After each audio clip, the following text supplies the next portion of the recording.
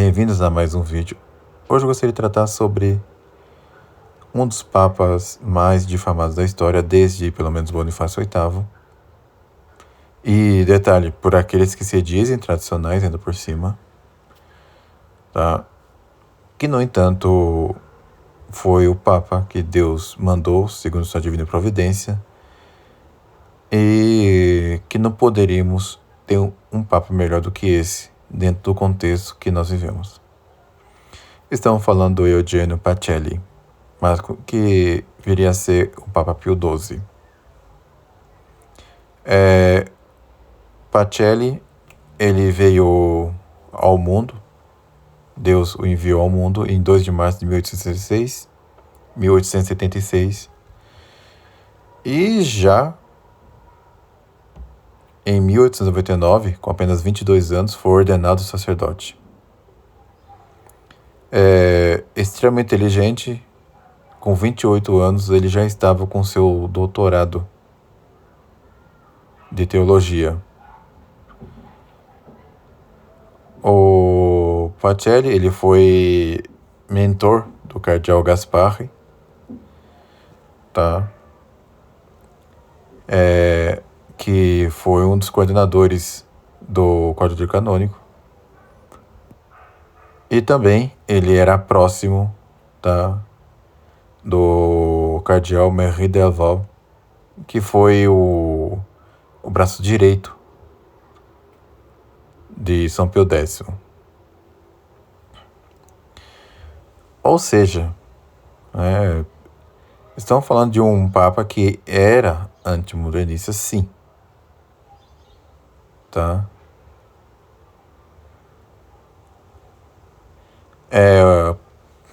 O então Padre Pacelli, justamente durante a aparição de Nossa Senhora em Fátima,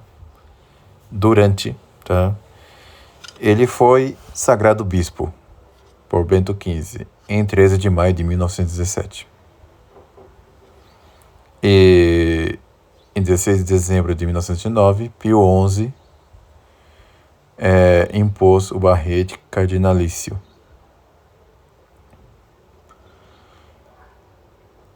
E já em fevereiro de 1930, era secretário de Estado do Vaticano. Depois, o Papa Pio XI veio a óbito, tá? E pouco mais de um mês depois, o Eugenio Pacelli, ele foi eleito Romano Pontífice, tá? E foi coroado em 12 de março de 1939. E o seu glorioso, extenso, riquíssimo e frutífero pontificado terminou em 9 de outubro de 1958.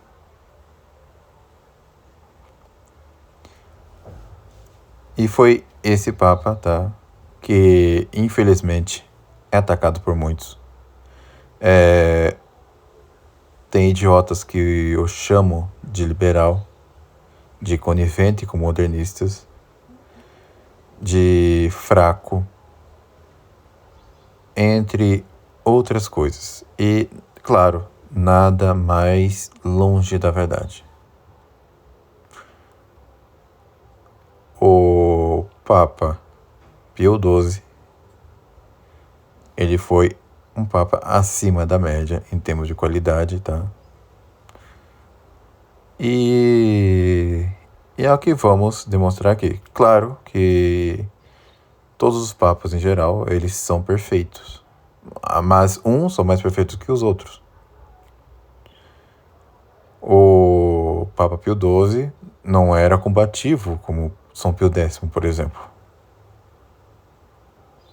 No entanto, se você analisarem ao longo do século XX, Pio XII só está abaixo do próprio São Pio X.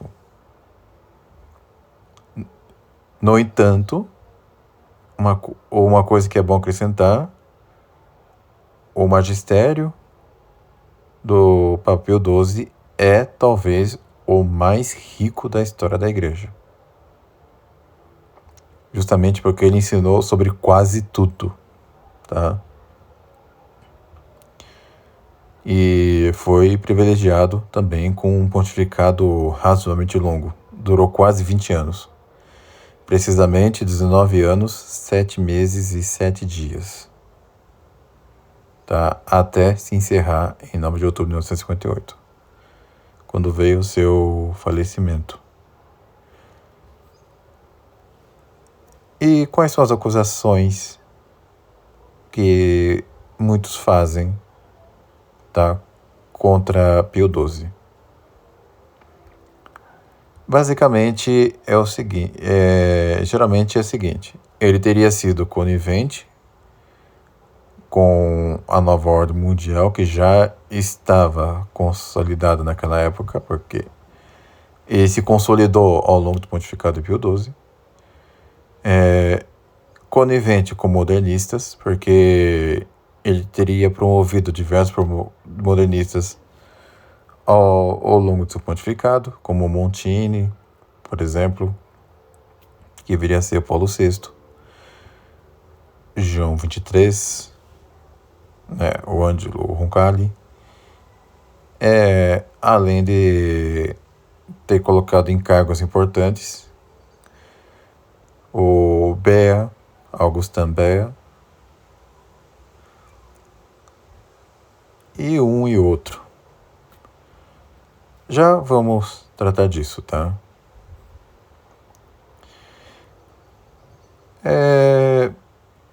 Vamos lá. Pio XII... Ah, sim. Tá, perdão. Ainda temos a questão da Semana Santa. A questão da Semana Santa será tratada em outro vídeo à parte, tá? De mais ou menos 50 minutos, que será publicado no Domingo de Ramos, tá? Então, já fiquem espertos aí. Pio XII, ele iniciou após o pontificado, tá? Vamos ver o que muitos falam sobre ele. Deixa eu ver encontrar aqui. Ah, tá.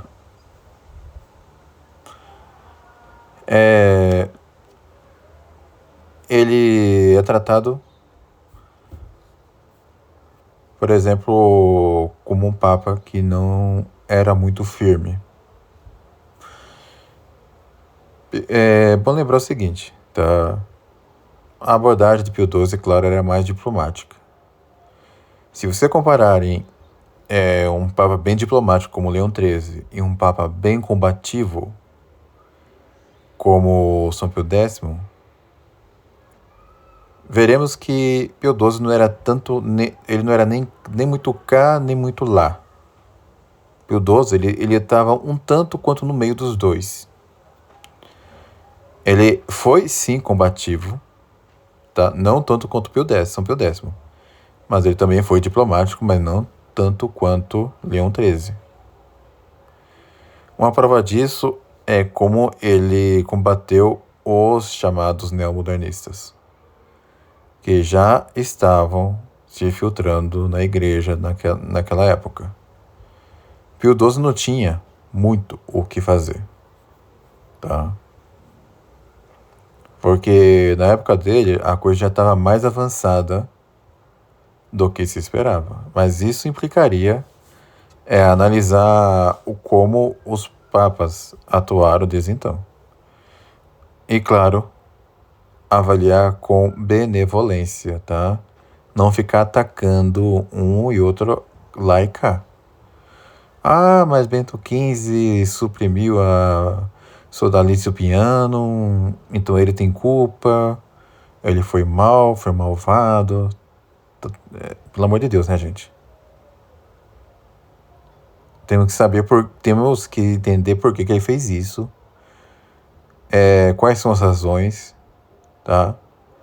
Ou será que quem fica atacando assim acha que Bento XV ele realmente quis cooperar com os modernistas? Olha, vou ajudar vocês, vou suprimir a saudade do piano, e aí tamo junto. Não é assim que as coisas funcionam, tá? Mas o fato é que Pio XII, ele foi sim, ele combateu sim o então chamado neomodernismo, tá? Ou a Nouvelle Teologie, que nas suas vertentes mais radicais, tá? Era algo claramente modernista.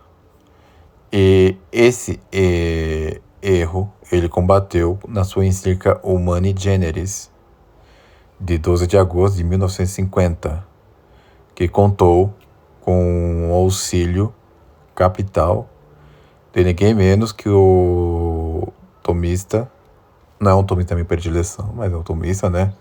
Reginald Garrigou-Lagrange.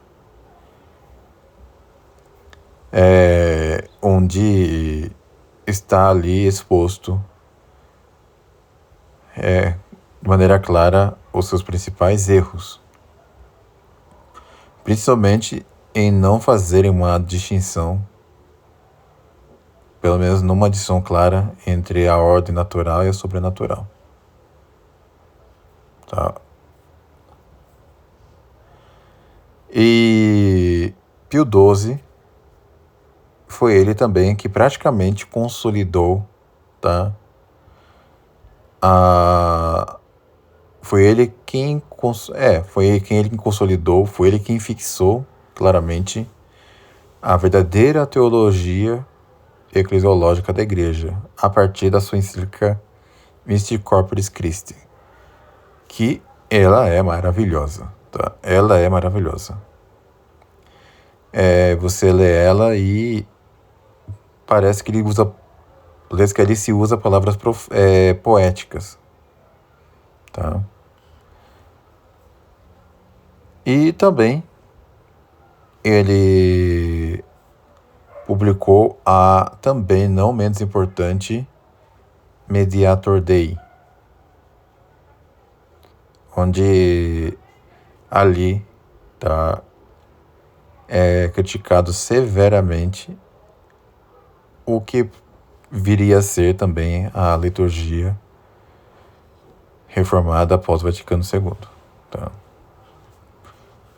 A liturgia pós-conciliar é praticamente o que é criticado e condenado no Mediator Dei, mas não é um assunto que vou tratar aqui agora.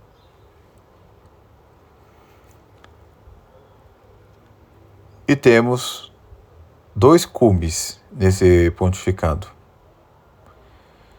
Temos a promulgação da Assunção de Maria pelo muito Santíssimo Deus. E temos também, no dia 29 de maio de 1954, a canonização do maior inimigo dos modernistas, que foi o Papa São Pio X. O Papa que praticamente construiu uma muralha em torno da Igreja para combater o modernismo. E depois dizem que Pio XII foi um colaborador dos modernistas, né? Nada mais tolo. Como foi dito, Pio XII ele combateu os neomodernistas, que já era um passo adiante do modernismo, tá? Principalmente pela Humani Generis, que deve ser bem lida, tá? E tem que ser lida por quem realmente estudou e entendeu a coisa, tá? Não é por qualquer um. Alguns ainda falam que Pio XII elogiou as Nações Unidas, né? Meus amigos, a coisa tem que analisada em todos os seus contextos, tá? No artigo que eu tenho aqui em minhas mãos, do Novozor Duarte, nem tudo que tá aqui eu concordo, viu? Tem coisa aqui que eu discordo, mas vamos pegar as partes que eu concordo. Tem uma parte que diz aqui, de fato, ele, o Papa Pio XII, anunciou em 1953 o princípio sólido que devia guiar o organismo, abre aspas, né, para Pio XII, dentro dos limites do possível e do lícito, promover tudo o que facilite a união e a faça mais efetiva, levantar diques contra qualquer coisa que perturbe e tolerar por vezes o que é impossível corrigir. Mas, por outro lado, não permitir que se leve ao naufrágio a comunidade dos povos pelo bem maior do que se espera dela. Fecha aspas. Os detratores da sua santidade nunca mencionam isso, ou o fato de que ele nunca elogiou a maçonaria ou os ideais maçônicos. Isso daí Pio XII nunca fez. Pelo contrário, ele sempre combateu. Ele é atacado também por modificar o jejum eucarístico. E qual é o problema? Quem é o Papa mesmo? E fora que, se olharmos à luz da razão natural, ele tinha boas razões para fazer isso. Tá? O mundo já não é mais o mesmo. A rotina das pessoas já não é mais o mesmo. Aliás, é uma das razões, inclusive, dele modificar a Semana Santa. E sim, podemos dizer que foi Pio XII que fez tudo isso, tá? Ele aprovou cada etapa da elaboração da Semana Santa. Vocês podem criticar, a Semana Santa ficou mais abreviada. Mas de manhã era mais tradicional, aquela coisa toda. Não era qualquer um que conseguia comparecer. Entendeu? Imagine chega o dia e você não pode ir por causa do trabalho. E aí? Pio XII está mais do que certo em fazer isso, tá? Vocês podem até falar que ela era mais solene, que ela era mais bonita, que ela era mais perfeita e coisa e tal, mas o fato, tá, é que Pio XII, ele tinha todo o direito e tinha todas as razões para alterar depois. Tá? Aí vão dizer, mas a Semana Santa do Novo Zordo é parecida com a de 1955. E daí?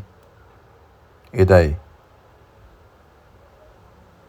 Eu acho ingenuidade dizer que a Semana Santa de 1955 é uma inspiração para que vem depois do Novo Zordo. Eu prefiro crer que foi o Novo Zordo que copiou em 1955.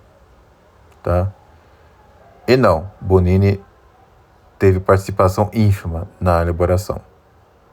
Isso será, eu vou comentar no vídeo sobre a Semana Santa, 1955.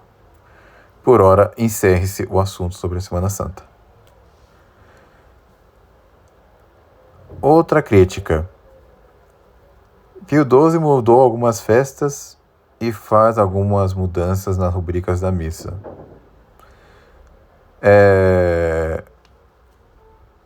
Tá. Novamente, quem era o Papa mesmo? Pois é, né?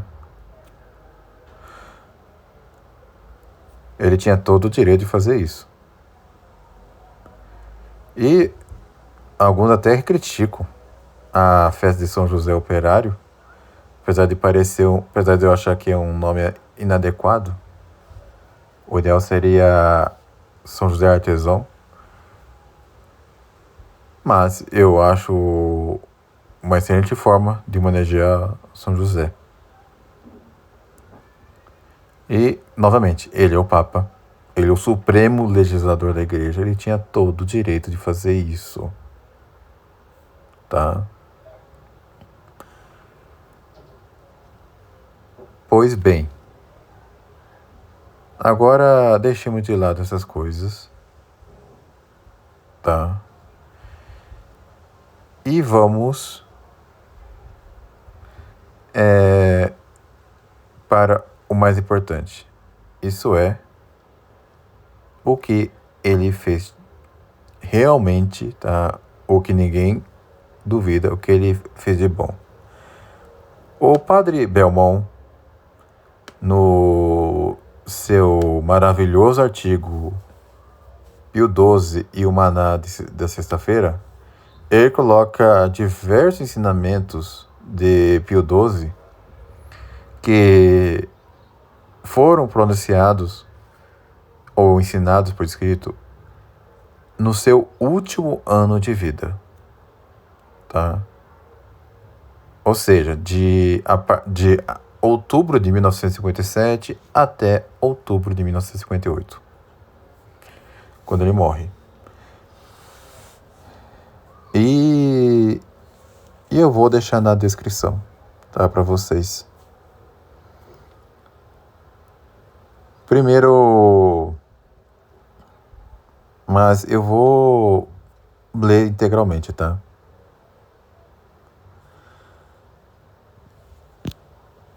Primeiro ponto.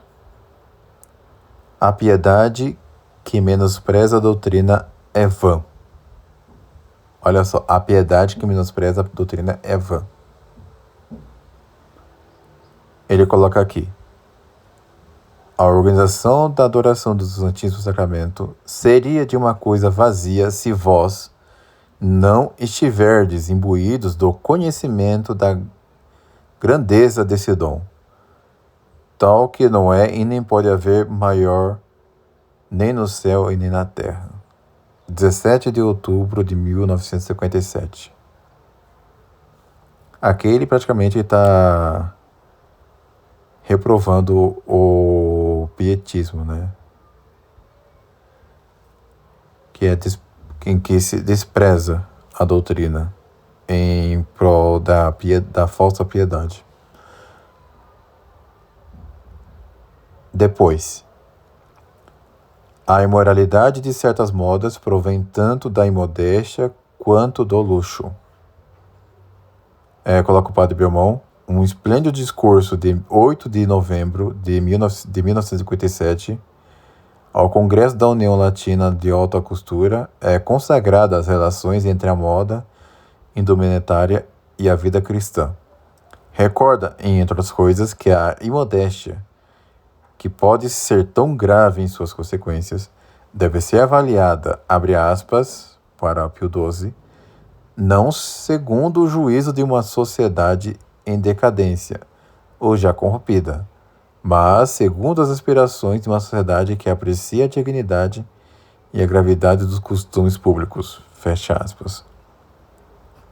E acrescenta que a ostentação do luxo dissolve também, ainda que de maneira bem diferente, os costumes da sociedade cristã e a sua unidade. Depois, aliás, é interessante notar que as pessoas esquecem que a modéstia não é só com relação ao tamanho, ou comprimento, ou a justeza da roupa. A ostentação também é uma forma de imodéstia, tá? Aquela coisa, ostentação cafona. Mas vamos lá.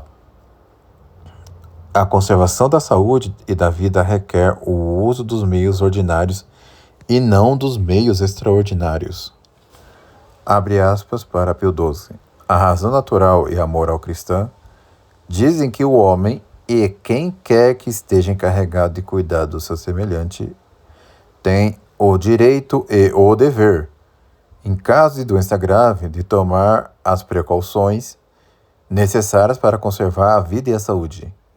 Esse dever que ele tem consigo mesmo, para com Deus, para com a comunidade humana e, os mais às vezes, para com certas pessoas determinadas, decorra da caridade bem ordenada, da submissão ao Criador, da justiça social e mesmo da justiça estrita, bem como da piedade para com a própria família. Mas não obriga habitualmente senão ao emprego dos meios ordinários, conforme as circunstâncias de pessoas, de lugares e de épocas e de cultura, ou seja, dos meios que não impõem nenhum encargo extraordinário para si e para outrem. Uma obrigação mais severa seria pesada demais para a maioria dos homens e dificultaria demais a aquisição dos bens superiores mais importantes. A vida, a saúde, toda atividade temporal são, na realidade, subordinadas aos fins temporais. De resto, não é proibido fazer mais do que o estrito necessário para conservar a vida e a saúde, e a condição de não faltar a deveres mais graves. 24 de novembro de 1957. Ou seja, não devemos prejudicar nossa saúde sob pretexto de conduzir uma vida espiritual mais elevada. Tá? Depois, o homem que vê tudo e não reflete sobre nada. A Rádio Mensagem de Natal de 1957, 22 de dezembro, aborda diversos temas com uma elevação de vistas e uma profundidade de reflexão admiráveis. Especialmente, Pio XII prevê aí os danos da civilização, da imagem e da informação, televisão, internet, etc. Apesar de não haver internet na época, mas a televisão já havia. E adverte que a inteligência mesma que é ameaçada e insensivelmente devastada. Abre aspas. Orgulhoso de um poder tão incrementado e quase inteiramente absorvido pelos esses sentidos, o homem que vê tudo é levado sem perceber a reduzir a aplicação da faculdade plenamente espiritual de ler no interior das coisas, ou seja, a inteligência, a tornar-se cada vez menos capaz de amadurecer as ideias verdadeiras de que uma vida se nutre. Fecha aspas. E bem adiante em sua mensagem, o Papa desembosca uma tentação sutil. Abre aspas. Há, inclusive, alguns que insinuam ser sabedoria cristã retornar à pretensa modéstia de aspirações das catacumbas. Seria sábio, pelo contrário, retornar à sabedoria inspirada do apóstolo São Paulo, que, escrevendo de Corinto, com uma intrepidez digna de uma grande alma, mas alicerçado na inteira soberania divina, abria todos os caminhos à ação dos cristãos. Tudo é vosso, a vida e a morte, as coisas presentes e as coisas futuras, pois tudo que vos pertence. Mas vós sois de Jesus Cristo e Jesus Cristo é de Deus. 1 Coríntios 3, 21. Depois, a autoridade e o alcance do magistério da Igreja. Abre aspas para Pio XII. Seguindo o exemplo de Santo Tomás de Aquino e dos membros eminentes da Ordem Dominicana, brilharam pela piedade e santidade de vida. A partir do momento em que se faz ouvir a voz do magistério da Igreja, seja ordinário ou extraordinário. Olhem bem, seja ordinário ou extraordinário. Recolhei esta voz com o ouvido atento e o espírito dócil. Sobretudo vós, diletos filhos, que, por singular benefício de Deus, dedicai-vos aos estudos sagrados nesta cidade augusta, perto da Cátedra de Pedro e Igreja Principal, donde a unidade sacerdotal tirou sua origem. E vosso dever não é apenas dar vossa adesão exata, e sem delongas às regras e decretos do magistério sagrado, referentes a verdades divinamente reveladas, pois a Igreja Católica, e somente ela, esposa de Cristo, é guardiã fiel desse depósito sagrado e sua intérprete infalível, mas deve-se receber também com humilde submissão do Espírito os ensinamentos que tratam de questões da ordem natural e humana, pois aí também há, para os que professam a fé católica, e, é evidente, sobretudo para os teólogos e filósofos importantes, verdades que eles devem estimar enormemente, no mínimo quando esses elementos de ordem inferior são propostos como conexos e unidos às verdades de fé cristã e ao fim sobrenatural do homem. A locução aos professores e alunos do Angelicum, 14 de janeiro de 1958. Contra tolos e egoístas. Pio XII, em discurso à Federação Italiana das Associações de Famílias Numerosas, 20 de janeiro de 1958, ergue-se vigorosamente contra os perniciosos que discorrem sobre a fecundidade do matrimônio, chegando a ponto de qualificá-la de doença social, de maneira irresponsável, impúdica, desalentadora. É ir contra a fé e a confiança de Deus, contra a irradiação da virtude, contra o frescor da sociedade, contra a eclosão da santidade. Não é possível citar aqui este rico discurso, e é pena.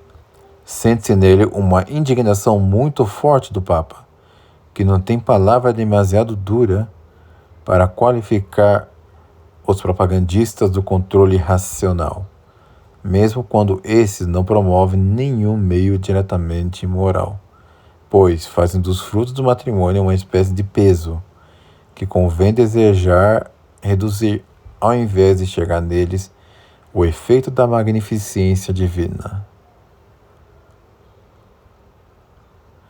E depois, a Igreja está no ápice da hierarquia do amor.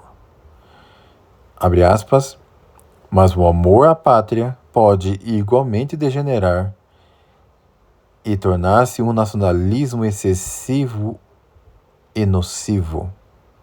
Mas ele presta atenção, tá? O amor à pátria pode igualmente degenerar e tornar-se um nacionalismo excessivo e nocivo. Que coisa! Para que tal não aconteça, vós deveis visar para além da pátria.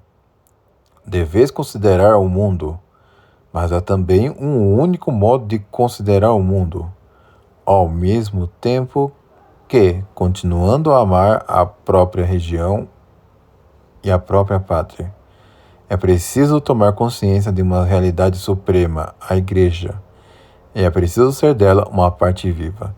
É preciso que cada indivíduo seja uma parte viva da Igreja, que subordine tudo à graça divina, a qual deve ser conservada e aumentada. Que esteja pronto a superar todos os obstáculos e a afrontar, inclusive, a morte, para não perder a fé, para não perder a graça. Fecha aspas. 23 de março de 1958. Depois, as sagrações episcopais são de domínio exclusivo do Papa. A encíclica Ad Apostolorum Principis, de 29 de junho de 1958, é de gravidade particular. Com efeito, por ocasião das sagrações cismáticas perpetradas na China comunista, Pio XII não se contenta com uma condenação de circunstância. Ele remonta aos princípios fundamentais e permanentes que expõe com clareza. Assim, ele enuncia 3 pontos que devem encerrar toda a discussão. É a Constituição da Igreja Católica, que reserva ao soberano pontífice a edificação do corpo episcopal. À margem disso, não há nada além de intrusos desprovidos de toda a jurisdição, de todo o poder de magistério, cujos atos são gravemente ilícitos, isto é, pecaminosos e sacrílegos. É impossível, como fazem os rebeldes, invocar a prática segundo noutros séculos, para pretender justificar as sagrações realizadas sem mandato apostólico. Depois, é evidente que não se provê às necessidades espirituais dos fiéis violando as leis da Igreja.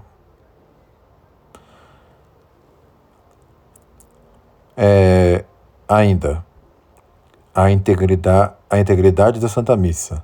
Um decreto Santo Ofício, datado de 10 de julho de 1958, relata que sacerdotes se permitem omitir o inciso Mysterium Fidei nas palavras da consagração do vinho, omissão que Lutero decretara e que se reencontra a partir de 1968 nas reformas emanadas do Vaticano II.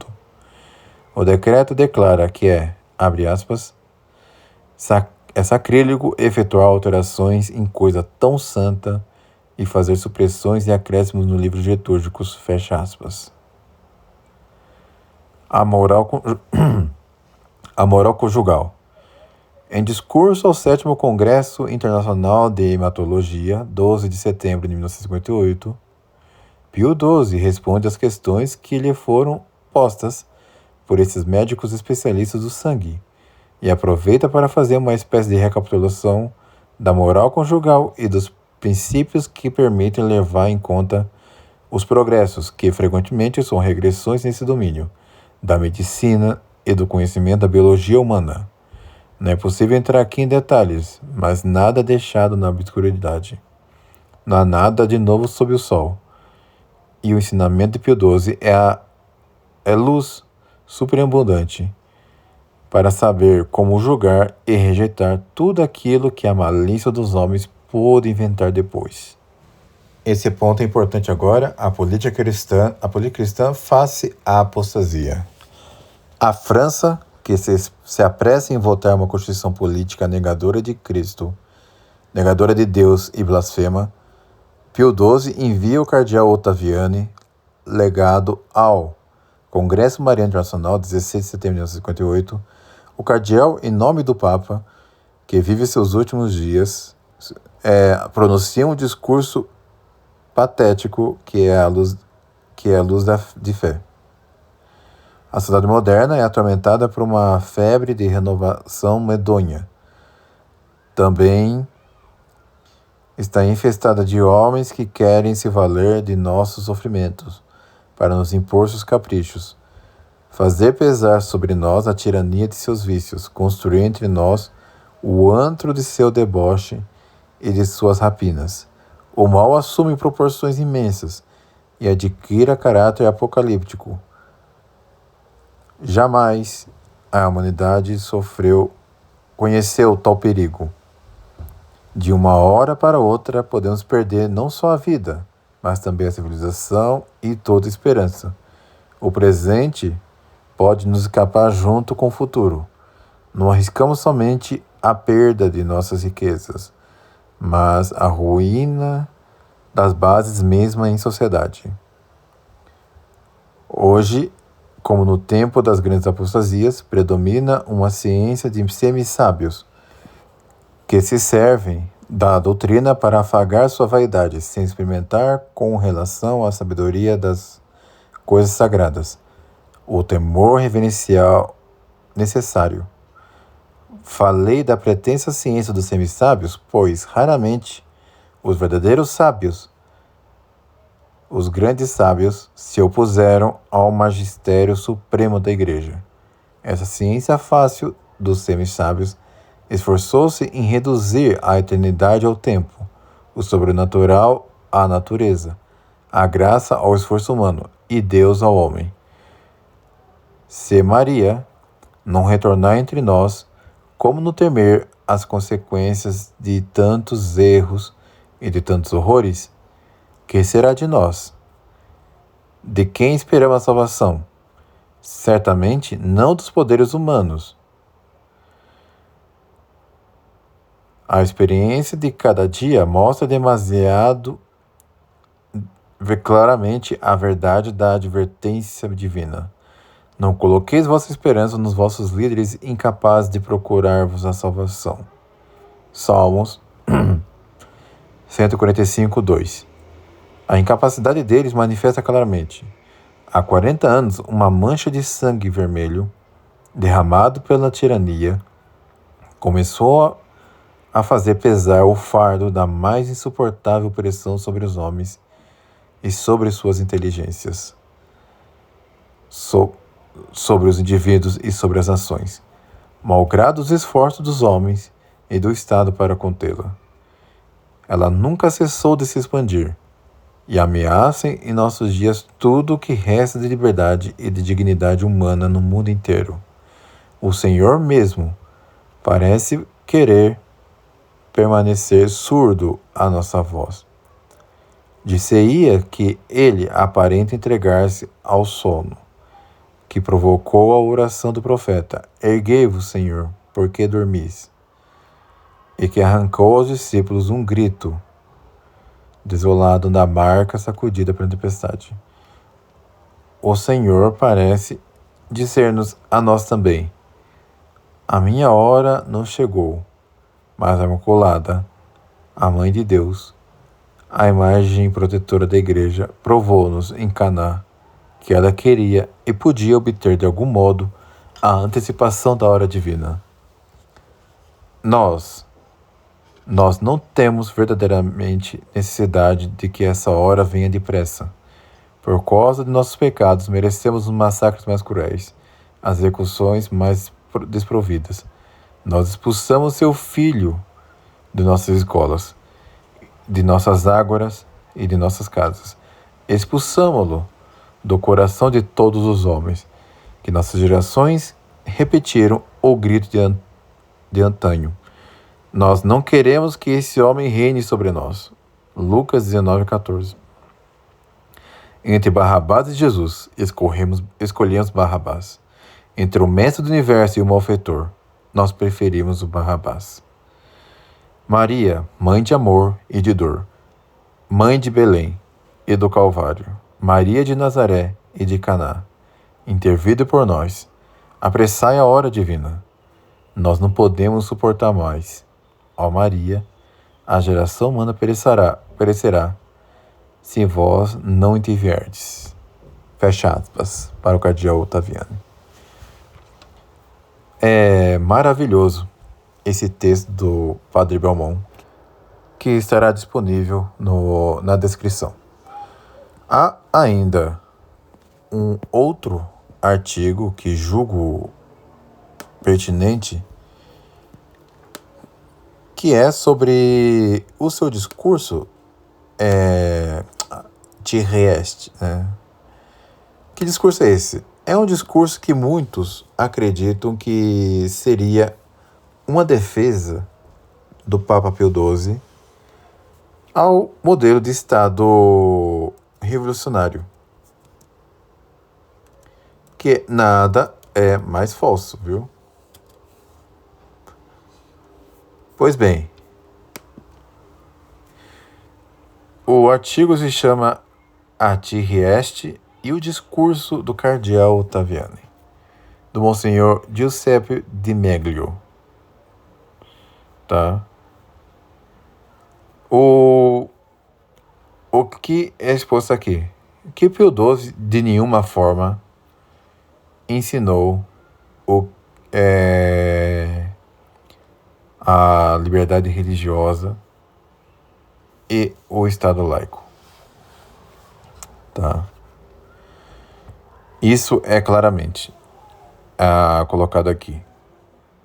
O discurso está em plena consonância dentro do que Leão XIII ensina na Immortality Dei, na Libertas Prestantissimo e também por São Pio X, tá? Em Veemente Nos, e principalmente a Carta Magna da Cristandade, o mais importante documento que a Igreja publicou nesse sentido, que é a Encíclica Quas Primas, de Pio XI.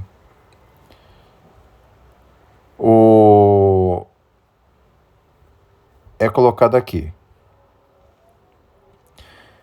com palavras do Monsenhor de Meglio. Com referência a todos os estados, todavia, quer considerado fora dos laços jurídicos ou no interior da ordem jurídica, o Santo Padre confirmou os princípios expostos pelo cardeal Ottaviani concernentes aos direitos da verdade religiosa, que é a verdade católica. Eis as palavras de Sua Santidade na locução Ti Rieste. Nenhuma autoridade humana, nenhum Estado, nenhuma comunidade de Estado, seja qual for o seu caráter religioso, pode dar um mandato positivo ou uma autorização positiva para ensinar ou fazer o que seria contrário à verdade religiosa ou ao bem moral. Um mandato ou uma autorização desse gênero não teriam força obrigatória e permaneceriam sem efeito. Nenhuma autoridade poderia dá-los. pois é contra a natureza obrigar o espírito e a vontade do homem ao erro e ao mal, ou a considerar um e outro como indiferentes. Nem Deus sequer poderia dar tal mandato positivo ou tal autorização positiva, porque estariam em contradição com a sua absoluta veracidade e santidade. E ainda, assim se esclarecem os dois princípios aos quais é preciso recorrer, nos casos concretos, para responder à gravíssima questão referente à atitude que o jurista, o homem católico e o Estado soberano católico devem adotar em consideração da comunidade dos Estados, quanto a uma fórmula de tolerância religiosa e moral da maneira acima descrita.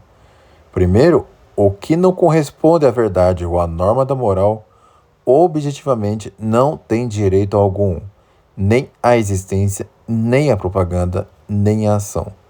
Segundo, o fracasso em impedi-lo por meio de leis estatais e de disposições coercitivas pode, não obstante, ser justificado no interesse de um bem superior e mais geral. Um comentário meu, eu sinceramente, eu não sei como alguém consegue ler uma coisa assim e ainda julgar que Pio XII era liberal.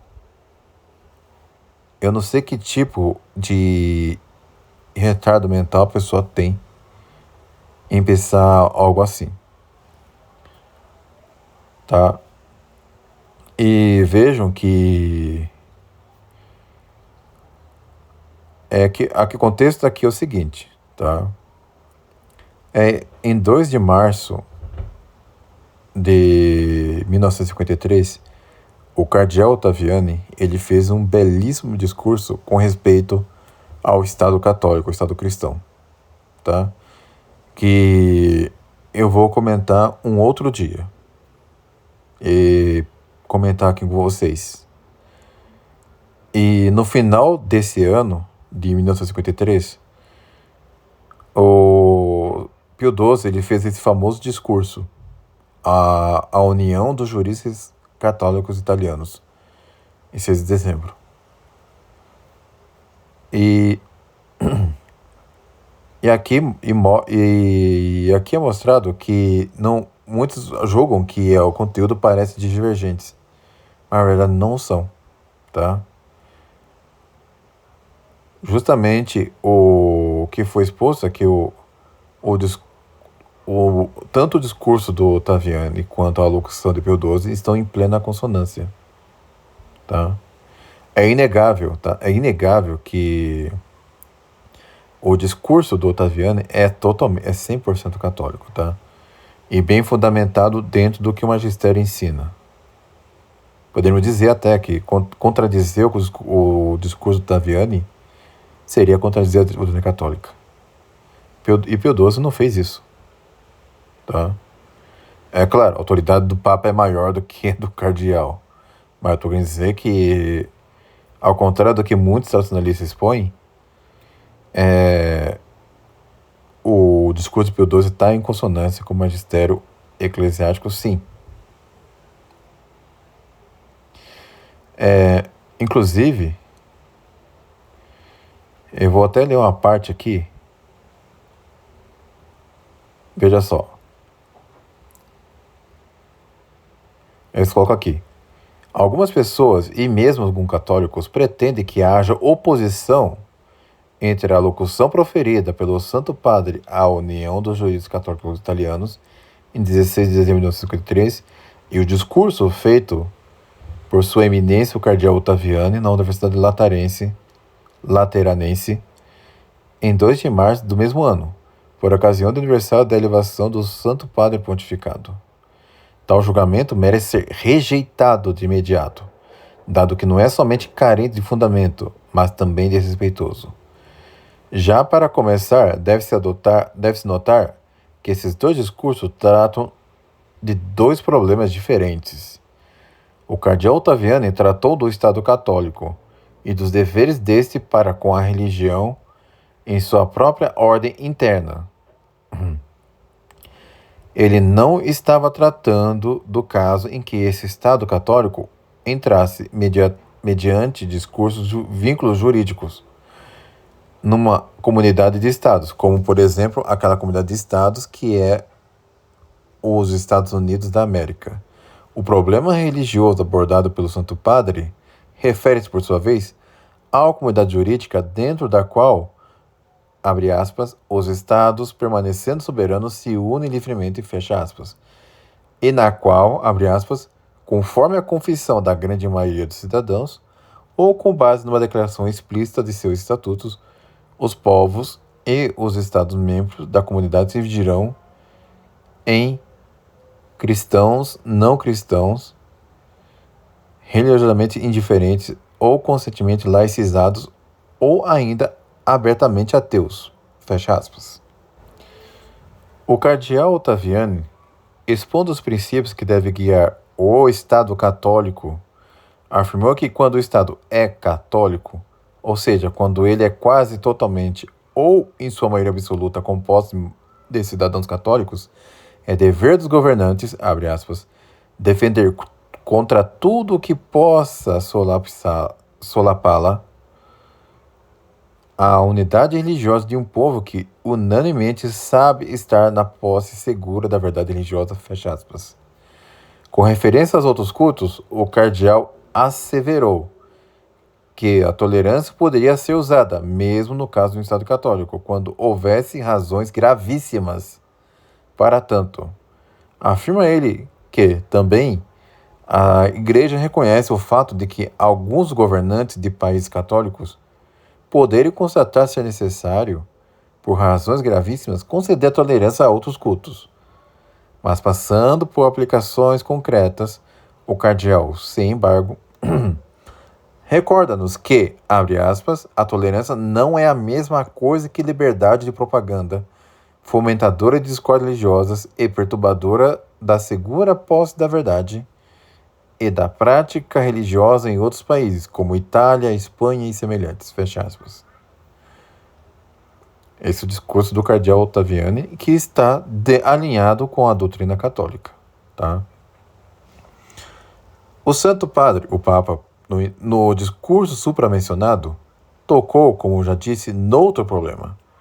A questão de se outros cultos podem ser tolerados por todo o território de uma comunidade internacional. Considera ele a questão, abre aspas, pode-se, numa comunidade de estados, ao menos em determinadas circunstâncias,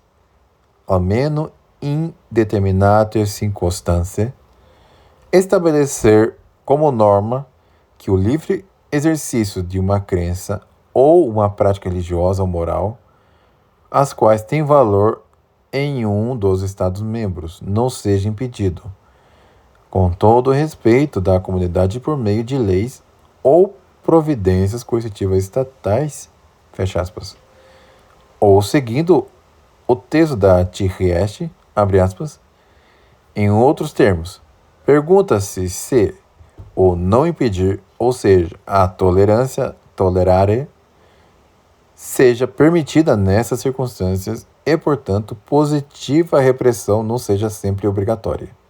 Fecha aspas. O problema da tolerância, tal como foi contemplado no discurso do cardeal Ottaviani, com referência ao Estado católico e, a fortiori, tal como foi contemplado pelo Santo Padre, com referência a uma comunidade de estados, dentro da qual há muitas regiões, deve ser considerado com aquela pragmaticidade de vistas que Leão XIII manifestou há tempos já, quando, na Immortality Day, assevera ele que, abre aspas, embora a Igreja julgue ilícito pôr as várias formas de culto divino no mesmo patamar legal que a verdadeira religião, nem por isso ela condena aqueles governantes que, para assegurarem um bem maior ou impedir alguma maior, pacientemente permitem que o costume ou uso seja uma espécie de sanção para diversos cultos terem cada qual seu lugar no Estado. Sua Santidade, fecha aspas, Sua Santidade Pio XII, confirmando o princípio explanado por Leão XIII, afirmou, abre aspas, o dever de reprimir os erros morais e religiosos não pode, portanto, ser a última norma da ação. Ele deve ser subordinado às normas mais altas e mais gerais, as quais, em algumas circunstâncias, permitem e não fazem, talvez, aparecer como um partido melhor. A tolerância do erro para promover um bem maior. O Santo Padre, fecha aspas, para Pio XII. O Papa Pio XII falou em tolerância e em impedir. O conceito de tolerância efetivamente supõe o de males, inerentes à causa que é tolerada ou não é impedida. Ensinamentos de Santo Agostinho. Tolerância que dictur non est nisi in males. Parece que ficou claro aqui. É a mesma coisa quando o Papa Pio XII falou de, entre aspas, maçã, laicidade, num discurso para a população de Marcas, na Itália. Essa laicidade não é da separação do Estado e da Igreja. Ali está se referindo a uma sadia, digamos, distinção. Mas há aqueles que interpretem de má vontade. Portanto, não há nada de liberalismo, tá? Nem na Tirreste, nem em nenhum outro discurso de Pio XII. Não há nenhum elogio a órgãos, instituições globalistas e coisa e tal. Como já foi exposto, Pio XII, ele foi um gigante.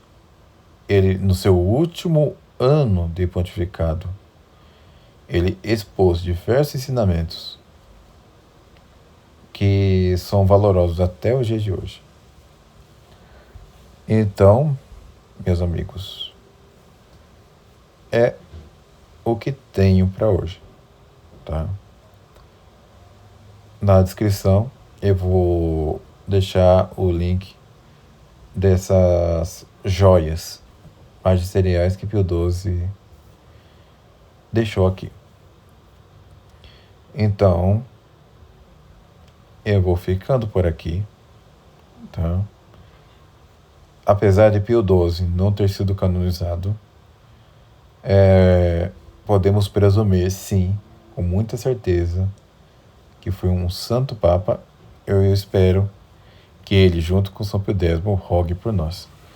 Então, considere ajudar o canal assinando o Substack, ou então apoiando no Apoia-se, tá? Que tá aí na descrição, ou com o Pix, ou como vocês quiserem. Considere também me seguir nas redes sociais. E fique com Deus. E até um outro vídeo, quem sabe.